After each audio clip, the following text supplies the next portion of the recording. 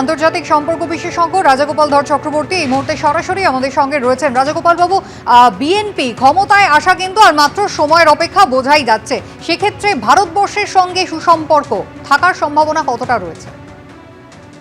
হ্যাঁ, দেখুন, মানে ক্ষমতায় তো 210টা আপনারা অ্যানাউন্স করলেন, 299টা ভোট হয়েছে। এরপরে আবার 50টা রিজার্ভ ক্যাটেগরি মেয়েদের আছে, সেটা প্রপোর্শনালি যে যত পার্সেন্টেজ ভোট পেয়েছে সে অনুযায়ী হয়। তো যাই হোক, তো তারা ক্ষমতা এসে গেছে অলরেডি, তা বলা যেতেই পারে। এখন বিএনপি আমরা জানি তারা তারা পরিষ্কার বলে তারা ইসলামপন্থী, কিন্তু তারা কিন্তু যে হিন্দু মুসলমানের সহবাসনের পক্ষে, এটা কিন্তু খেয়াল রাখতে হবে, 1 নম্বর। 2 নম্বর, তারা কিন্তু বাংলাদেশের যে স্বাধীনতা আন্দোলন, যেটা জামাত স্বীকার করে না, সেই আন্দোলনকে তারা স্বীকার করে, তারা মর্যাদা দেয়। এবং যেটা সবচেয়ে বড় কথা, এই নির্বাচনে 15 থেকে 18 জন, এখনো পুরো লিস্ট আমার কাছে এসে পৌঁছয়নি, সংখ্যালঘু হিন্দুরা, বুদ্ধিস্টরা, তারা কিন্তু জিতেছেন।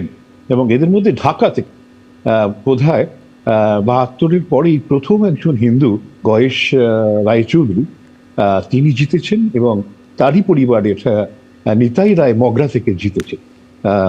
এখন এরা এবং ওদেরই মেয়ে নিপুণ রায়চৌধুরী, তার নির্বাচনে দাঁড়ানোর কথা ছিল, তিনি হিন্দুদের সঙ্গে একটা যোগ স্থাপন করছেন, তার দায়িত্ব সেটা ছিল। এবং বোঝা গেছে যে 1,30,00,000 হিন্দুদের যারা ভোটার অধিকার আছে, তারা তাদের পুরো আশীর্বাদ বিএনপির প্রতি দিয়েছে।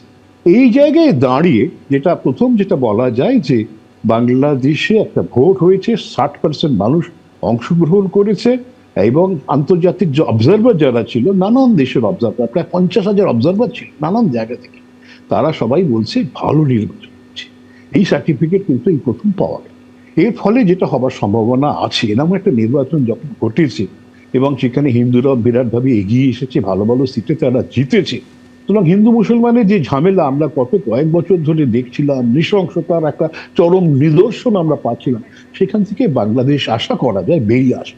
এবং সেটা যদি বেরিয়ে আসে, তারেক যদি সেই দিকটা নজর দেয়, আমার মনে হয় নজর দেবে, তাহলে কিন্তু ভারত বাংলাদেশের যে আমাদের যে সম্পর্কের সবচেয়ে যে জায়গায়, তলানিতে যে জায়গায় গেছিল, সেখানকার সংখ্যালঘুদের ওই নৃশংস নিষ্ঠুর অত্যাচারের গায়ে, সেটা যদি বন্ধ হতে পারে, সম্পর্ক আপনার থেকেই উন্নতি লাভ করবে, এটা একটা।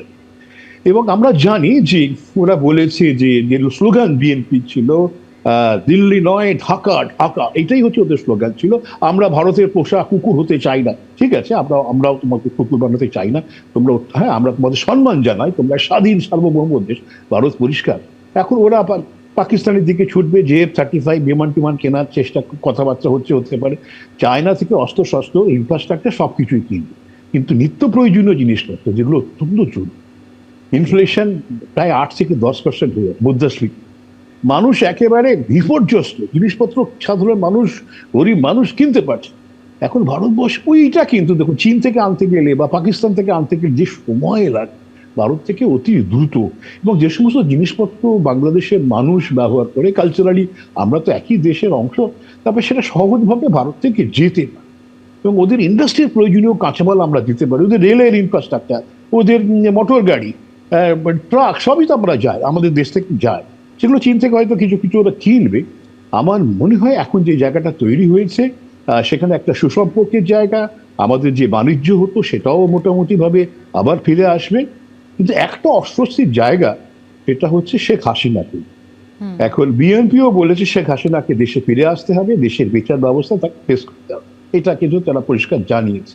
এবং শেখ হাসিনা, আমরা জানি যে বেগম জিয়া 2 ছেলেকেই নানানভাবে বিব্রত করেছেন, তারেককেও জেলে পড়েছিলেন, যাই হোক, তারেক বাইরে বিদেশ চলে গেছে। এখন প্রতিহিংসা রাজনীতি বাংলাদেশে সবাই করে থাকে, এখন তারেক সেখান থেকে সরে আসবে কিনা দেখার। এখন ভারতের কাছে অস্বস্তির জায়গা, যে এতকাল ভারত ইগনোর করেছিল বাংলাদেশে, যখন বলেছিল শেখ হাসিনাকে ফেরত দাও, এখন কিন্তু নির্বাচিত সরকার, এই সরকারের আন্তর্জাতিক রিকগনিশন আছে, এই জায়গায় দাঁড়িয়ে ভারত কিন্তু ফেলে দিতে পারে। এখন একটা আলোচনা নিশ্চয়ই তারেকের সঙ্গে করবে, সে দেশের সরকারের সঙ্গে করবে।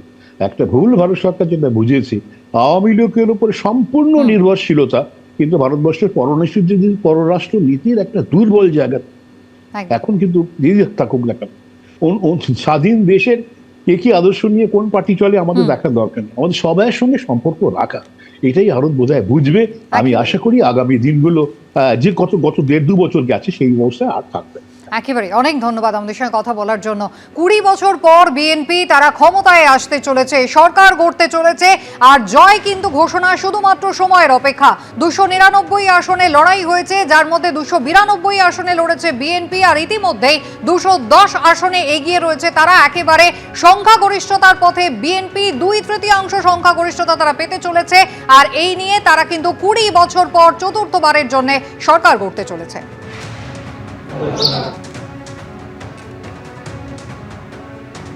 এবিপি আনন্দ, এগিয়ে থাকে, এগিয়ে রাখে।